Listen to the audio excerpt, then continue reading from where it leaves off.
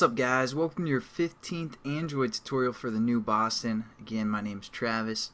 Welcome back. What we're going to do in this tutorial is basically finish up our splash activity for the most part and kind of use this thread so you guys get kind of familiar with the layout that we have set up here. Again, a thread looks for the run method, and then we're going to try to do something. If it can't do that or it messes up, we're going to catch the exception, and then we have this one last method that we can use for whatever we want. So let's get our activity going. Again, we want our activity basically to pause for 5 seconds, and we can use a method from the thread class again called sleep, and that'll allow us to just pause our thread and not do anything for however long we want for the most part. And the method is pretty easy. Just sleep like this, and what goes within its parameters is basically how many milliseconds we want it to sleep. So we're going to say 5,000 milliseconds, which is equal to 5 seconds. A little conversion lesson for you guys. You get an added bonus with this Android series, so there you go. So now our application is going to sleep for 5 seconds, and what this catch exceptions, if it can't get the or if there's an interrupted exception of some sort, we're going to catch that. So we define that interrupted exception variable, or I'm sorry, that's the type of exception we're looking for, and we named that E. So within here we can do the standard, for the most part, catch, and that's just print stack trace. Again, you guys don't really need to know what that does. It basically just kind of throws it around. It doesn't really matter. That's for debugging. Hopefully your application will run perfectly. We won't have to worry about the exceptions.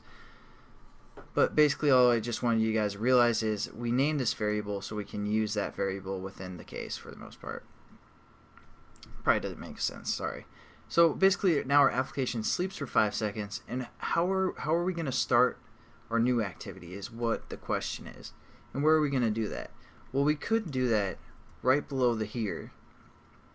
So it's going to sleep for 5 seconds, then it'll go to the next line of code, and we could start our activity here.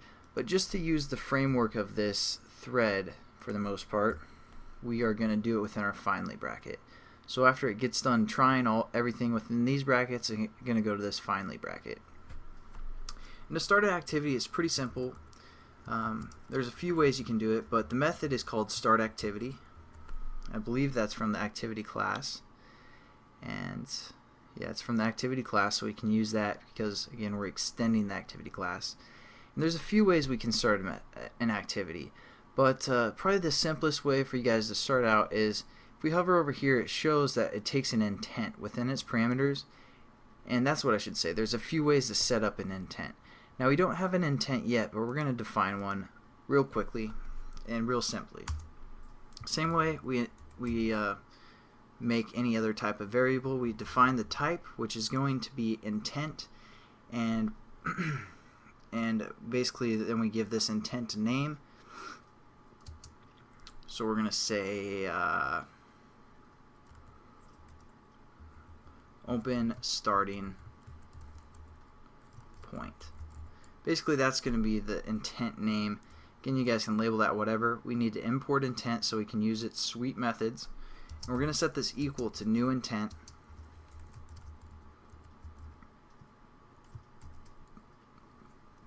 And then we put up parentheses, and we hit in quotations what we want our intent action name to be. And you guys might remember what the action name is, but I'll go over it again. Basically our action name is the new com.thenewboston Travis starting point, and then we have to finish off this statement with a semicolon as always. And now what we're going to do is within the start activity, that's where we're going to set up our intent that we just created called open starting point. And there we go. Now it's going to open or start the activity called starting point, or based off the intent called starting point. And this intent is going to create a new intent based off of this action name. And this action name has to match up with the manifest. So just remember what I typed out here, com.thenewboston.travis.starting point. And we set that up in a few tutorials ago, but I'm just going to re-familiarize you guys with that, with the Android manifest. I'm going to open that up, and here's the action name. So this is what we're setting our intent equal to, is this action name. So when we start an activity, it's going to look at the intent, and the intent is basically the intent of this starting name or action name. So it's going to look through the manifest, find this reference, and then it's going to be like, oh, that's of the starting point class. That's the class I'm going to start. So that's kind of how it works. So again, this reference has to be exactly the same as the reference we created in our splash activity right here for intent. Otherwise, you guys will get an error.